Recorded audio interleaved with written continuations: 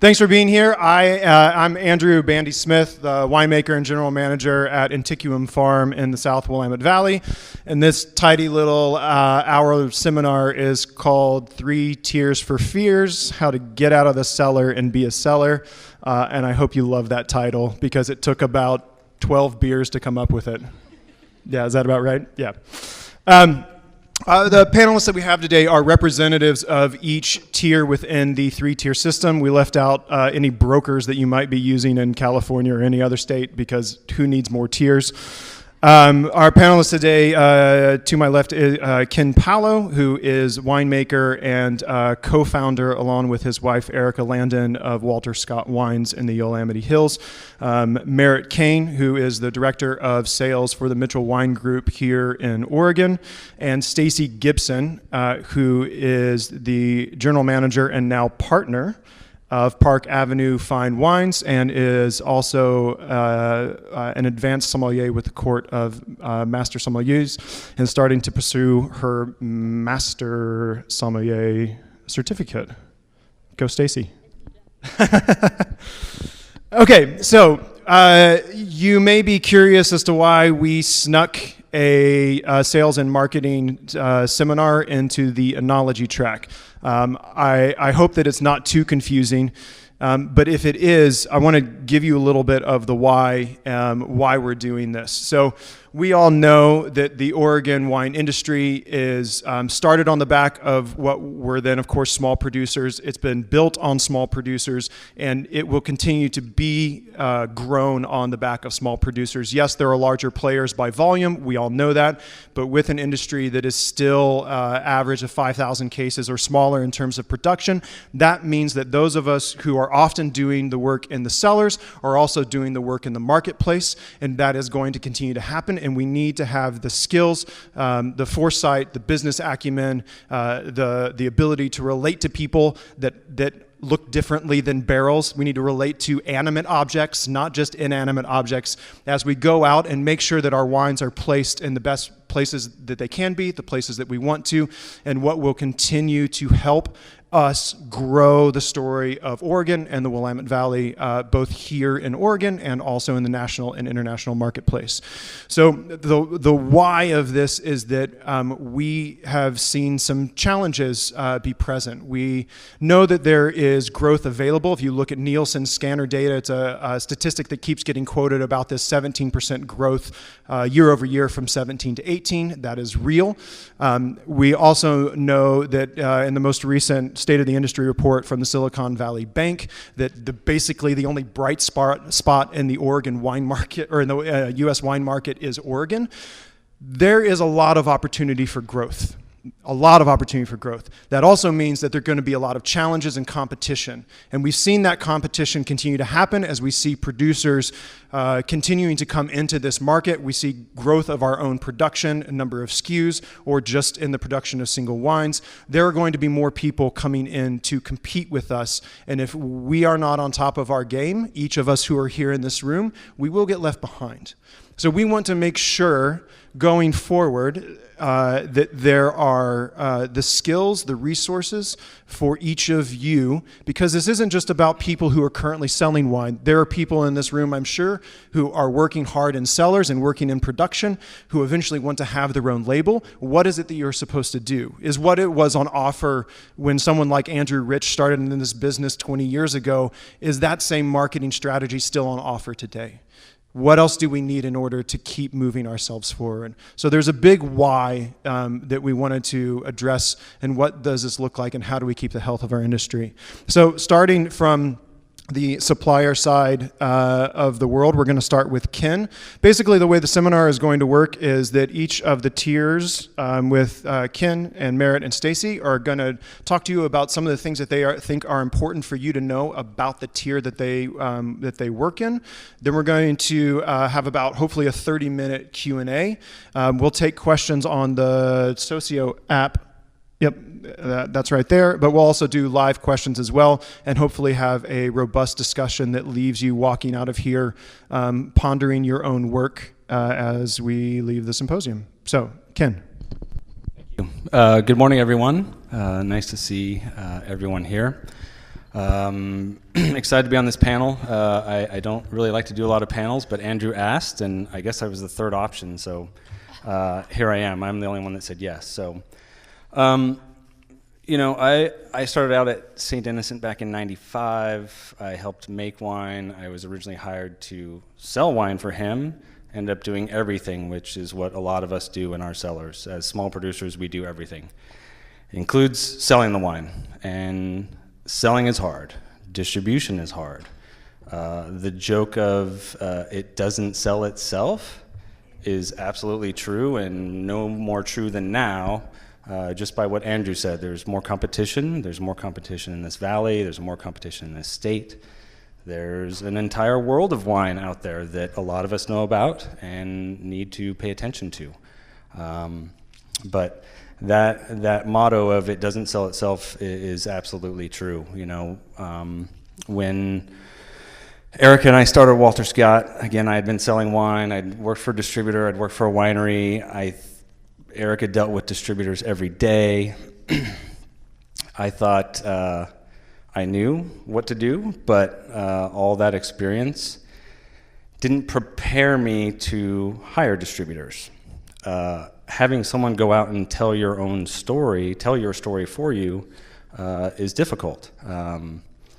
You know, we wanted and knew that being in other markets, having our wines distributed, we wanted to get our wines on lists like 11 Madison Park or Slanted Door and all these things, and the way to do it is through distribution.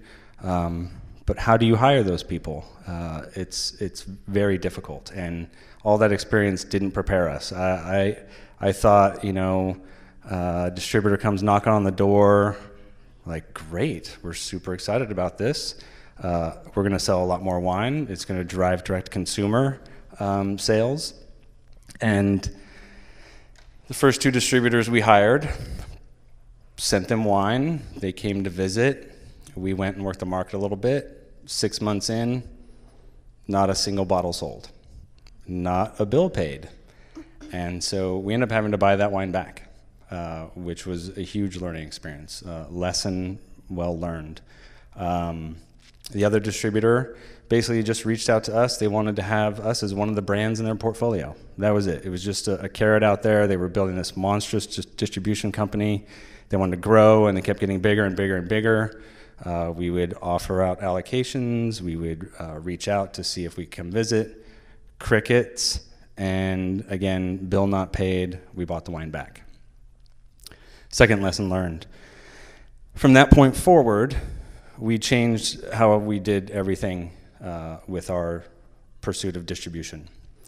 We looked at it the way we work with our barrel suppliers, the way we work with our growers, the way we work with the people that sell our tanks.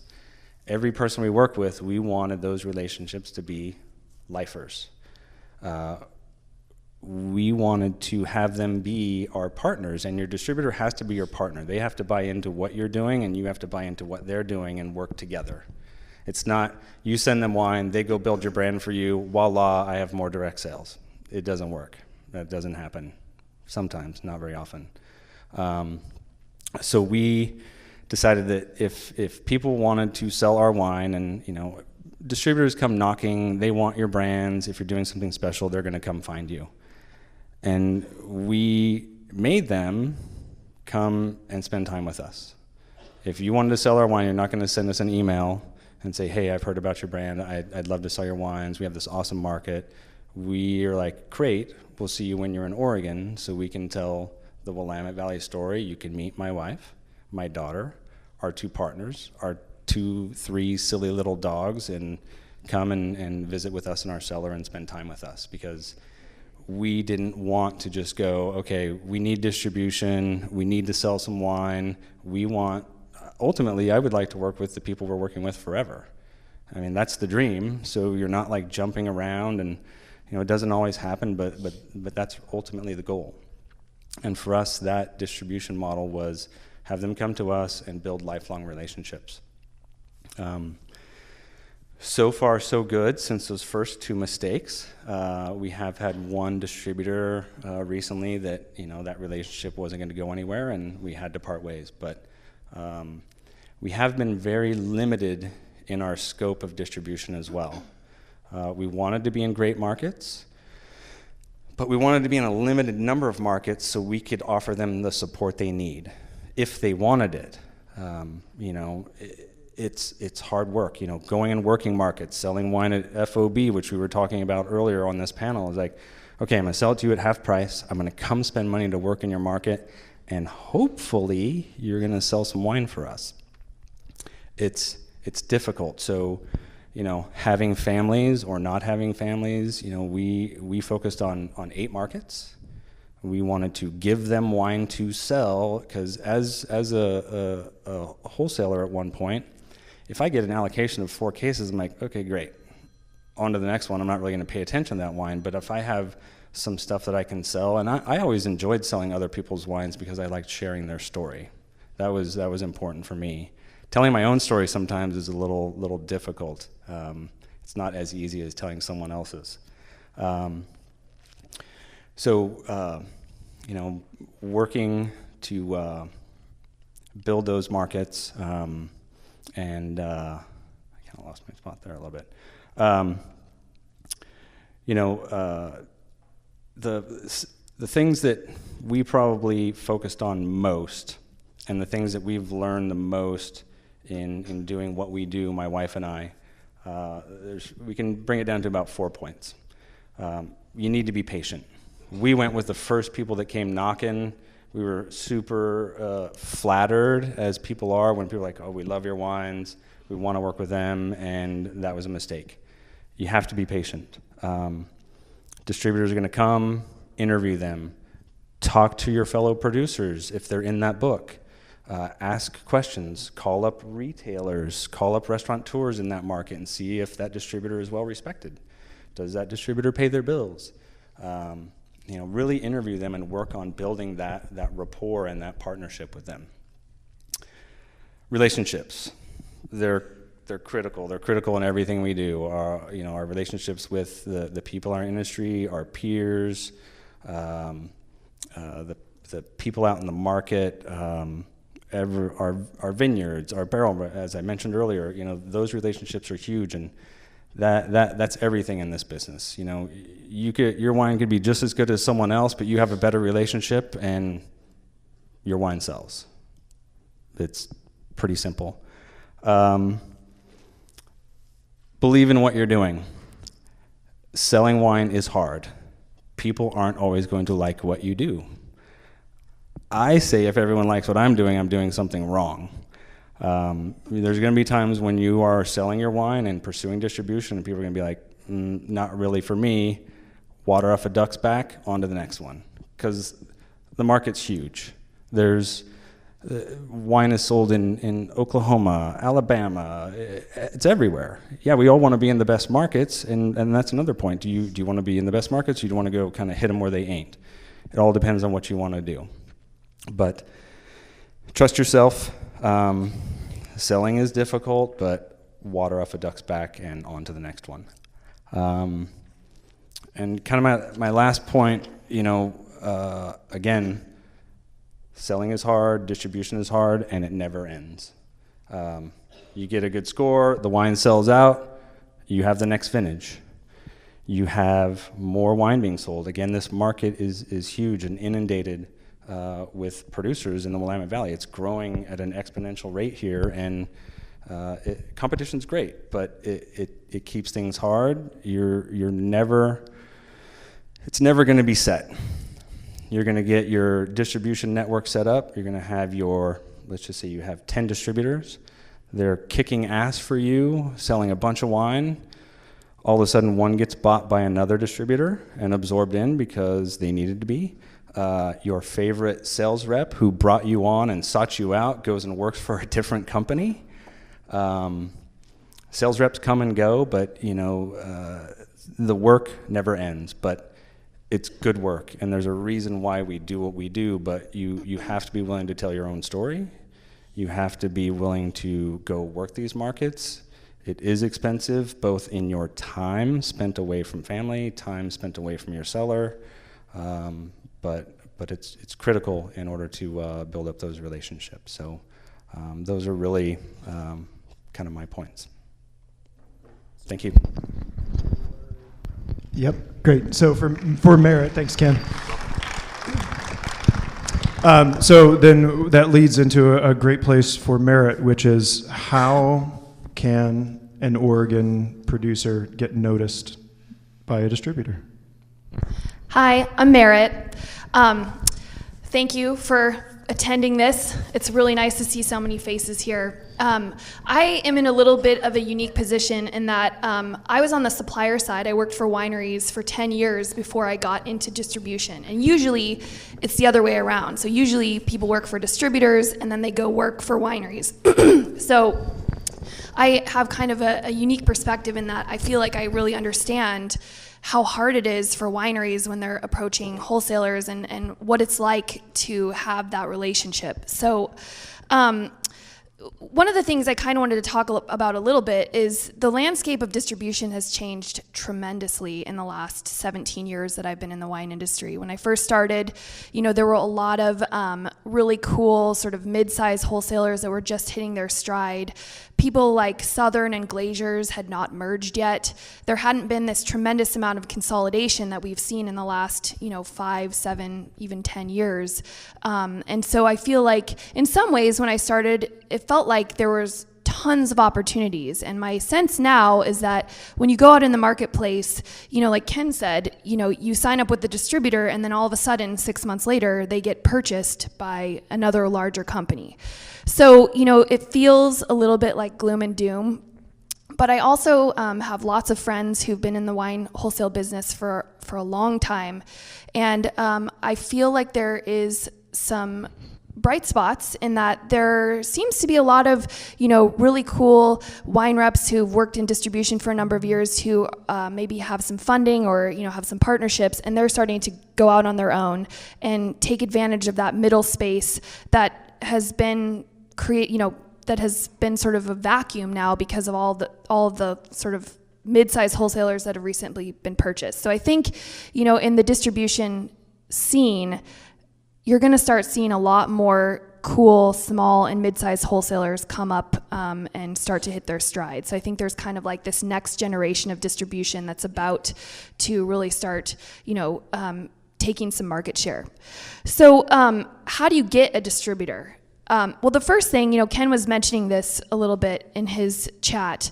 I think it's important that you perfect your pitch. You really have to be clear and concise about who you are and why you do what you do. The why is really important, and having that elevator pitch is so important because time with buyers, time with distributor management, time with any kind of key person in the market is limited. People are busy. And so just having that, kind of quick 3-sentence thing of why you do what you do, who you are, what sets you apart from your peers, that is really important. And I think what sort of dovetails into that is also knowing where you fit in the universe of wine. So as Ken was mentioning, understanding wine from not just your region, but wine from all over the world, having some kind of benchmarks and having a large understanding of the universe of wine is really, really important.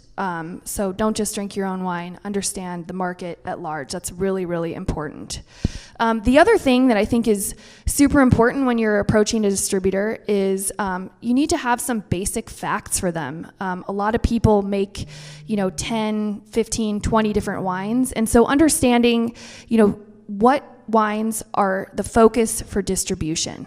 Understanding, okay, these 4 SKUs are the things I really want to focus on because, having 20 wines go to a distributor, their eyes will just glaze over. Knowing what your pricing is going to be ahead of time and sending that as part of your information deck. That's really, really important. And then just sort of basic facts about your winery, how much wine you make, how much you eventually hope to make, and how much you're currently selling in that market, or if you don't have a distributor in that market, how much you think you can sell based on some comps of other distributor markets that you do. If you're only selling in the state of Oregon, providing the information about how much wine you sell at wholesale in the state of Oregon is also super helpful, because if I'm getting approached by an Oregon winery, it's really, really nice to know there's maybe some built-in business, or maybe a winery that I've never heard of before sells 20,000 cases in a state like Washington, and that's going to get my attention. So really just kind of small, digestible, super useful facts, that is really important. Then I think I always really appreciate when a winery does some research about my market. I get approached by wineries every day from all over the world, and when a winery owner, when a winemaker, when a salesperson has some general understanding about the laws in the marketplace, the kind of cuisines that are popular, the kind of accounts that resonate with the consumers in that market, that's also really important. So I think doing a little bit of legwork, going on Eater, looking at their top restaurants, maybe calling a couple wine shops and talking to the people like Stacy and just saying, hey, what's working for you? What distributors do you like working with? Just having a little bit of knowledge of the market is super helpful. And then I think doing trade events that state organizations put on, doing things like Pinot in the City, or as Andrew was saying earlier, Oregon is really hot right now. People from all over the country and all over the world are coming into Oregon, and they want to know more about what producers are hot, what producers are making cool things, what producers are making things that are affordable that they can sell volume of. So people attend those trade events, and even though sometimes I know they feel like they can be a bit of a drag, because it's just people passing by and you only get a few minutes with each customer that tastes your wine, but you only need one or two people to really kind of connect with, and that could mean the difference between selling 0 cases and selling thousands. So I think doing trade events is really, really important. And then I think, Ken built his distribution first really here in Oregon, and as he was saying, Oregon is challenging because there's a lot of competition. So I think it's important to kind of target maybe 10, 15, 20 accounts that you have a relationship with here in Oregon, key supporters that are going to feature your wine and kind of be your ride or dies. Because as I said, people are coming to the marketplace, they're dining out in Portland restaurants and in wine country restaurants and in Bend restaurants, and they're seeing what Oregon wines are on the list. They're tasting those wines, they're drinking them, and I think if somebody tastes your wine on a local wine list and they like it, they're going to say, hey, I want to know more about these people. Maybe I can visit them while I'm here. So having some local supporters, it doesn't have to be everybody, but 5, 10, 15, 20 key supporters, that's crucial. And then the other thing, it's kind of silly, but I think having a kind of honest, true reflection of yourself on social media is really important. There are tons of winemakers that I follow that I don't necessarily sell now, but I would like to, who have a great voice on their social media. Ken's is a great example. I love following him on Instagram. Yeah, but your daughter is a huge part of the why of what you do, and I think that for me, if I were selling your wine in Oregon, knowing that there's like this tangible connection to a person, and having a real reason to drive me to sell your wines beyond the fact that they're really good, it makes a difference. So I think engaging people on social media is also really important. It's really, really huge. I can tell you so many times, if people send me a blind query email and I'm intrigued, I'll go on Instagram or Facebook and look them up and see if what they're saying seems meaningful and real to me. And a lot of times, if it does, I might call them up and say, hey, I saw this on social media and, it looks really cool. Let's have a conversation. And then another thing that's really important is, word of mouth. So not just being on wine lists and wine shop shelves in your local market, but, distributors, other suppliers, even, wine bloggers. If there's a producer that approaches me and I'm sort of interested in what they are doing, and I might consider representing them, I'll call people I know in California, in Washington, in New York, and just, say, hey, how do you like working with this person? How do their wines do for you? What do you think about selling Ken Palo's wines in Arizona?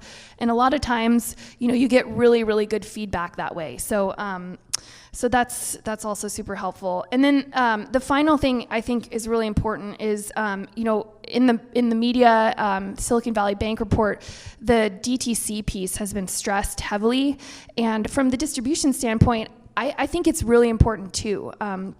We send trade members to wineries that we represent here in Oregon all of the time. And if you have a great experience at the winery, in the cellar, at the tasting room, that's going to help pull your wine off the shelves. And if you have a bad experience, that could be the end of the placement, not just at that account, but when the buyer moves on somewhere else, it gets pulled off the shelf or pulled off the wine list somewhere else too. So I think, just making sure that you have your tasting room staff ready to host trade on the fly, because a lot of times people just show up in your tasting room, and making sure that they understand the difference between somebody who's in the trade and a little bit more attention to detail, maybe a little bit more information that's technical versus a regular consumer, that can really be the difference between success with a distributor and not.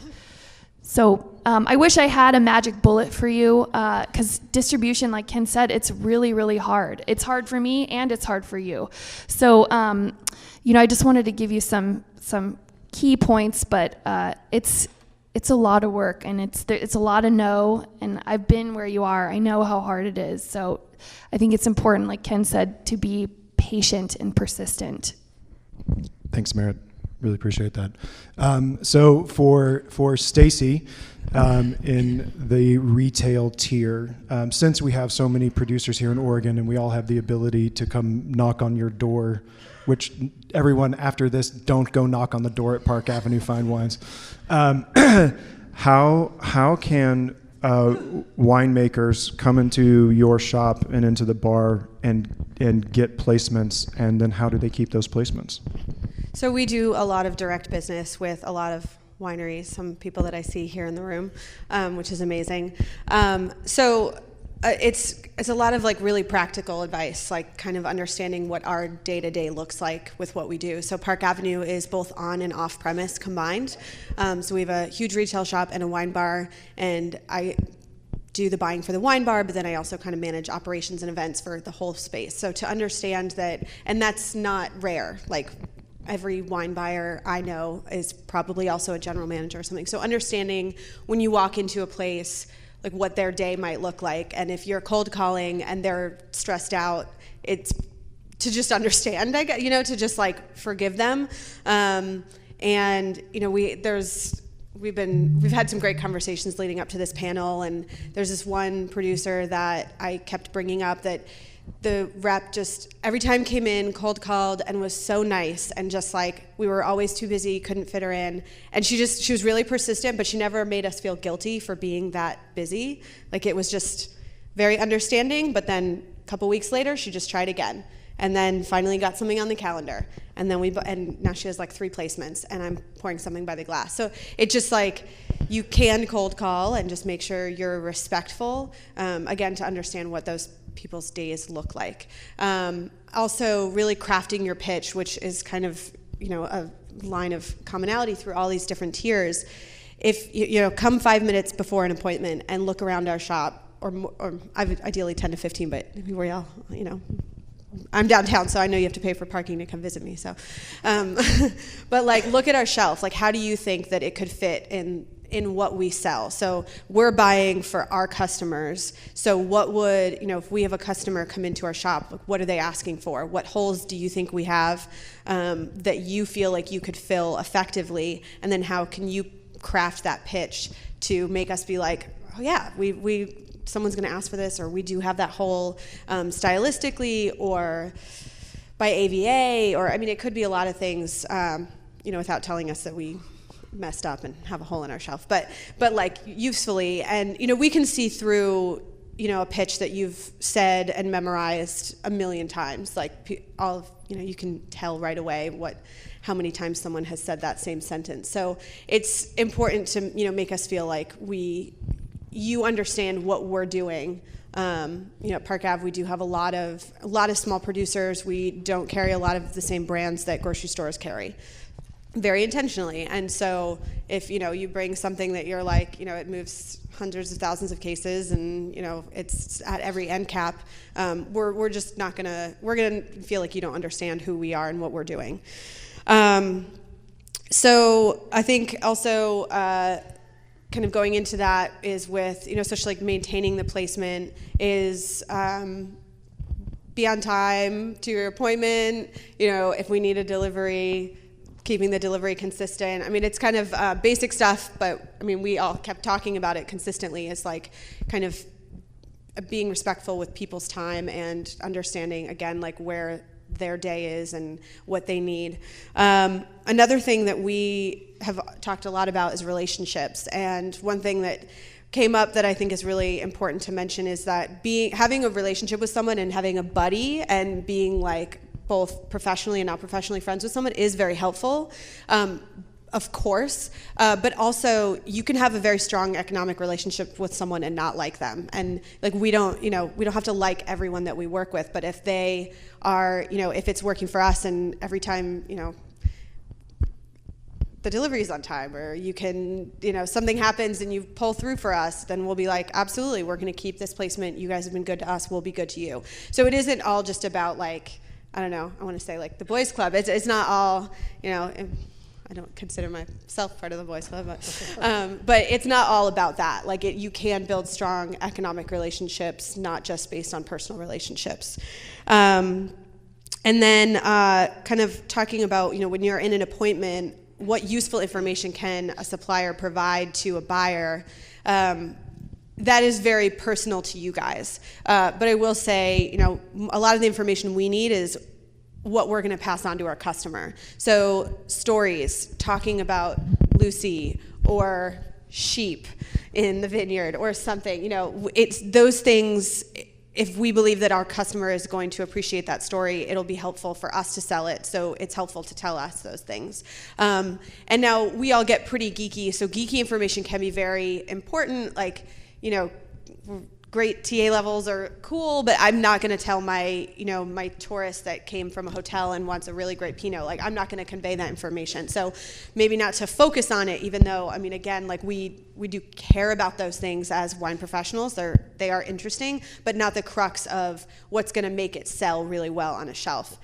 And then one other thing that I wanted to add from my experience, and I don't know if any of you have worked on and off premise. It's kind of, I feel like I'm the outlier out here, but is understanding, I've worked in restaurants for 10 years and now I manage the wine bar and then I'm in the retail shop too. And just really understanding how important staff is. Like at Park Avenue, the shop closes at 7 and from 7 to 9, my bar staff sells both retail and on-premise. So if you're a retailer and you come in, or if you're a supplier and you come in and you like are extra nice to my bar staff, like who I am like can't live without, they're amazing. So if you're respectful to my staff, like I love that. Like if you're disrespectful to my staff, like well, as you said, like you're dead to me. Like don't like. But truly, like if you come in and grab a drink because you're in town doing business and you create a conversation with my staff and you're really respectful, like that's amazing. And also to understand that some of those people, you don't know who the decision makers are, or my sommelier, he could love something, you could taste him on something, and he could be like, "Hey, Stacy, I loved this. You should consider it." And I'd be like, "That's great, thank you." So just kind of being respectful to everyone that you meet, and some of those people might be decision makers down the line too. Clearly, since I feel the need to say this, it doesn't happen, even though you would think it would, but I mean, it is an important thing to mention for sure, to understand who is going to be selling your product.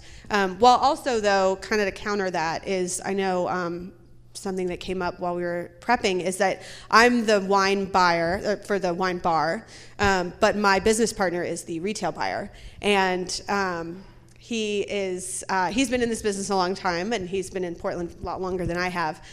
But people don't ask or don't realize that he's not the only decision maker in the whole business. So when they come in and they just want to talk to him, you're immediately boxing yourself out. And it's interesting because it's not everybody does that. So there are a lot of people who come in and they're like, oh, so do you do the buying for the bar? And I'm like, yes, I do. And they're like, great. I'd like to make sure I talk to you. So it actually is very surprising when people don't do that, and then they think like, I've been asked like, well, why don't you have my wine that they have in the shop here in the bar? And I'm like, well, you need to introduce yourself to me and tell me your name. Let's start with that. And then taste me on your wine. But it doesn't happen all the time, and it surprises me that if you're going into an account, you need to know who the decision makers are if you're going to talk to them. Yeah. Awesome. Thanks, Stacy. Appreciate that. Thanks to everyone for sharing your expertise. So we're gonna move into Q&A, and I think the first question that came up here through the Socio app, which you can continue to ask questions from. We also have free. I think Mark is going to be mic guy. Yep. So we're going to do some live questions as well. Please do not ask a question if the mic is not in front of your mouth, so that everybody can hear the question that you're going to ask. So we're going to start with one off of the Socio app. The question is it helpful to have your wine rated or scored when wanting to distribute and sell at trade events? The answer is yes. The thing, scores are kind of a double-edged sword, and I don't think they're as important as they used to be. But it is important for just a point of reference if your wine is scored in Wine Enthusiast, Wine Spectator, The Advocate, not really relevant here, but Venice, Tanzer, things like the International Wine Competition gold medal, stuff like that, that's not useful. So getting gold medals or silver medals somewhere, from the distribution side, I don't care about that. But if you have scores on your wines from reputable publications that everybody in the wine trade knows, yes, that's very helpful. I think it is especially helpful. We all go into Fred Meyer. You go to the Pinot Noir section, and it's like this wall of Pinot Noir, and there's brand X for $24.99, brand Y for $24.99. One has a score and a little description. That's what they're going to grab. Stacy, do the scores matter in an on-premise No, place? they don't. Although every once in a while there's something, we'll put like a shelf talker, but we certainly don't talk about them with our customers, and we rarely get questions about them. But if someone did ask, you would want to have the information and know that was part of it, like that would help sell the wine? No. And that's just, I think, maybe personal to us. It's just not something that we put a lot of stock in. So where, if for a producer's business, if they think that having their wines critically reviewed is important, how do they know in which markets or in which accounts that they might go to share or not share that information? Basically, scores matter at retail, and that's it. I would actually advise, if you have scores on your wine, don't ever talk about it at a restaurant, ever. Why? Because sommeliers don't care. It's just not, it's not important to them. It's, as Ken said, it's a little extra bit of information that helps a wine pull off the shelf, because there's not a professional who their job is to taste and sell wine on the floor every day. But at a retail shop, there might not be, or, a grocery store, there might not be a wine steward in the store right then, or there might not be a wine steward at the store, period. But in a restaurant, there's, many cases, there's a wine buyer, a somm on the floor, and their job is to sell you wine that they've personally tasted, evaluated, and chosen specifically for their list. Exactly. So another question coming from the app, what advice does the panel have for building relationship with buyers and markets outside of Oregon where you don't have as much direct contact? I think Merritt's point of social media can be huge in that respect, and you have to go work those markets. You can't, when you go and work a market and you're in a car all day doing a ride with, you've seen 8 accounts, I don't have the time to send thank you letters, but I can follow someone on Instagram and do follow through that way. You can build up those relationships like that, but you have to build the foundation first by going there and working, and time and money spent in those markets. And when you're there too, it's staff tastings and trainings with staff are critical. Going and pouring for Stacy's staff when you have time. It's like, I'm in Portland, can I come do a staff tasting, give you 20 minutes, pour for the staff, tell your story, and then they can go out and spread the word for you. It's that partnership. Yeah, I mean, like Ken was saying, I feel like a lot of people kind of take these like social media breaks in January and they just get very overwhelmed by it. But I have to say, from my perspective, and it might seem mundane to you, but like seeing, your kid's graduation or seeing, your anniversary with your wife, it makes the producers that I work with seem like real people, and it makes me feel a connection to them. And I think a lot, I love using social media because I feel like it's a way to stay in touch with people that I don't get to see all the time, but that I really like. And so yeah, I definitely think, like Ken said, social media is important. I think it's okay to also, if you work with members of the trade in other markets, if they're doing something well for you, pick up the phone and call them and tell them that. Too often people call when they're unhappy about something, but I think it's really important to also say, hey, you know what? Thank you so much for getting my wine by the glass at 11 Madison Park. That was so freaking cool, and it made me feel so happy. I actually had some of his wine there in September, and it was awesome. I texted him. I was a little drunk, and I was like, oh my God, Ken, this is so exciting. You were a little drunk at 11 Madison Park? Just a bit. I didn't know that phones actually made phone calls anymore. I thought all there was texting. I mean, you could text and say thanks to, or send an email or a card or whatever, but I just think, some kind of touch that's like, hey, I appreciate you. Thank you for this. That's really helpful too. I mean, Stacy, from your perspective, we talk a little bit about building relationships and the vital pieces of that, and sort of this follow-up, right, where we are talking about those little messages or the phone calls or the thank you. Where do you see breakdowns in the relationship building in the retail sector? Like, where does it not go right? I don't know. I guess I guess it's in the negative of like not following up, not consistently, but keep maintaining the relationship over time, or being honest too. I don't know. I guess it's a different question, but I think about, not having open communication on delivery minimums or something. Like, instead of people getting mad about, they're always ordering less than whatever. That's how I relate to it, like what your question is. Stuff like that. It's not being open and honest about important things over time, and not revisiting too, like coming back and, every few months stopping in and saying hi, or if you don't do direct deliveries or something. So, yep. I don't know. Yeah. Great. Any questions from the audience at the moment? You're telling me none of you have questions about this? We're answering all of them? Give me a break. Yes, over here. Mark, the gentleman over here. If you keep your hand up, please, sir, so that Mark can come with you to the microphone. Thank you.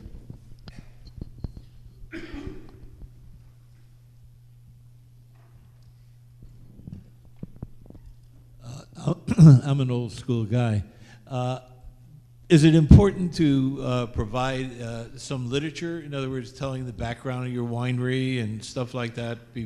In other words, how you did it, why you did it, why you're doing that, and what brought you to your door in a written format beforehand? I can answer this one. Leave behinds, people just throw them away. So I wouldn't spend a huge amount of money putting together brochures and stuff like that. The most important thing from the trade's perspective is have a really good website. Like, have information about your wines more than just like, here's what it tastes like, but where does it come from? Where are the grapes grown? What kind of oak regimen do you use? Is there anything special about the way you make this wine? Having tech notes about your wine on your website, and making them easy to find for the trade, so important. And update them with current vintage information. That's super, super important. Everyone's got a cell phone. They can pull it up information on your website lickety split or review or whatever. I couldn't agree more that it's super. Yeah, and just from my perspective about like putting together notes for my staff and not having to track down information. I was just doing it yesterday, and I had to like email all of the to producers and distributors to be like, 3 vintages ago is on the website. What is it still the same? But maybe kind of what you're asking, it could also just be an email too. So after a meeting, write up an email. I know like if you did that to me and a week later I was putting a placement on and I wanted to send it on to my staff, that would be incredibly helpful if it's just a summarizing email, even if it's not like a fancy brochure. So for me, yeah, something in writing would be helpful. Along the lines of the questions that are present, and I think probably the challenge is being a region that is so largely focused on Pinot Noir. Obviously, there are many other ways to differentiate ourselves in the market with other grape varieties or with production methods or with stories. But with that idea of passing along the information to in a direct-to-consumer or a retail or wholesale environment, how can producers differentiate their Pinot Noir from every other 770 some odd wineries with 5 SKUs of Pinot Noir in their portfolio?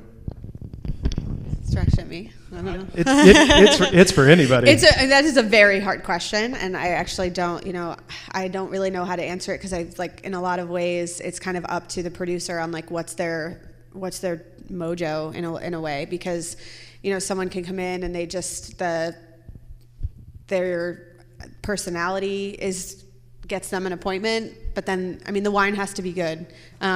We talked about that, like the wine has to be really good, just bottom line. But does it just happen to fit a hole that day? Do we realize that our Dundee selections were dwindling and we're looking for a new producer? Did a customer come in the previous week asking about that producer, and then here you are on our doorstep and we're like, oh my gosh, we want to taste with you? It's like, it's very, I don't know, I don't have a one answer for that. Merritt, what do you think? You see Pinot Noir every day from all over this state. Like how does a producer come to you to get distribution and differentiate themselves from the pack? Let's be honest, there's thousands and millions of different wines out there, and a lot of them do taste similar. We, here in Oregon, many different producers buy grapes from Shea, for example, and at the end of the day, is one producer's Shea Pinot Noir really that different than the other? Yes, you could argue that they're completely different, or maybe they're similar and that's why people like Shea. So I think, having that elevator pitch, having the why of what you do is really important. Maybe you're really into making, reductive Chardonnays, and that's like your jam, and that's how you're going to differentiate yourself. Guilty as charged. Sorry, I'm sitting next to you. I love those wines, by the way. Or maybe you're really into making the best value Pinot Noir in the state of Oregon, or maybe your deal is you want to make the best blend of all the AVAs in the state of Oregon, and maybe your elevator pitch is really similar to somebody else's, but it's the one I heard today, and I have a need for it in my book. It's okay to be similar to other people. That's fine. You don't have to be like a snowflake. But I think at the end of the day, it's also going to be about your personality and how you kind of, as I said last night, your vibe attracts your tribe. So I think, the vibe you put out kind of defines maybe who you're going to end up working with too. So there's a timely question. When giving a sales presentation during a distributor sale meeting, what makes for a good pitch, especially when you don't have the ability to interact one-on-one with the reps or brand manager or someone else in the meeting? Like how do you craft that message? Ken, you've done, I'm sure, a few GSMs in your day. What's a GSM? General sales meeting? Oh. Do you go talk to people, to your distributors? Yes. For me, it's always about making it personal. Sharing information, when I talked earlier about selling other people's wine, I enjoyed that. When I'm out selling our wine, I'm talking big picture Willamette Valley, working down to me last, because I believe this place is really special. So that's what I do, and educating is huge. And you have an opportunity as a producer. We do everything, and sharing that entire story with people is engaging, and they want to know. It's not just what's the vintage, what's in it, how was it made. Now it's how is it farmed, what was it made in, amphora, whatever. You have to make it personal. You have to educate, and then listen. Listen and take that feedback, and if it's critical, you have to understand through the people you're selling to how you can get better, because there's always opportunity to do better and opportunity to learn, because every day this industry changes and it gets more exciting all the time. So. Yeah, I would say having sat through like 1,000 supplier presentations, actually a few with Ken, a lot of them are really boring. And I think the most important thing about sales in general is it's not about listening to yourself talk, because I think a lot of people, and actually Emma, I've sat through so many with you too, and I just see her nodding. She's like, oh my God, yeah. But so much of sales is listening, asking questions, figuring out what people want to hear. And so, the advice I would give in making a distributor presentation is keep it brief. Talk slow, don't kind of stumble over your words and go as fast as you can to cram as much information as you possibly can into the presentation. But, pick maybe 3 salient points about each of the wines that you're talking about. Things that, are memorable, that the salespeople can write down these 3 bullet points and they can just take out and use to the trade. Because that's really all people are going to remember anyway. And like Ken said, keep it personal. Talk about things that are meaningful to you. If you're just kind of going through the motions and repeating the same story you've told a bunch of times, you're going to lose people. I mean, you know it because you stand in the room and you see that you're losing people. And so, bringing it back to something that's meaningful to you is really important too. There was a question that came through which the 4 of us have discussed and was wondering when it would show up, and I'm glad that it did. And the question just is, what about price points? We have all kinds of price points. So you just kind of have to consider where it, we were talking about sparkling earlier, so I'll kind of dip into that. It's like, sparkling is becoming a big category in Oregon, but you have to consider, what else do we have on our shelf? And if it's going to be on a shelf near champagne, why are we going to choose a grower champagne at $45 or your Oregon sparkling for $45? Like, why would we sell one over the other? And kind of ask yourself that while you're crafting the pitch, and maybe while you're thinking about your portfolio. Yeah, when you're thinking about making sparkling wine. Yeah. When you're doing your first yield adjustment, think to yourself, is this really going to be worth it? Mm-hmm. And just like, if you can sell expensive Oregon wines. We definitely have wines that are over 100 and especially the high 70s and 80s that sell relatively well, but I guess also packaging, and then being able to again have a reason for us to kind of thinking about what's our upsell. Like, why would we upsell someone to that bottle? Like, do you have a reason? And if you don't, then we're not going to have a reason either. So ask yourselves, is it because of your vineyard sources? Is it because of your process? What is it? So why would I, when I'm talking to a customer, be like, well, you can spend $60 for this, but if you take the single vineyard at $90, it'll knock it out of the park. And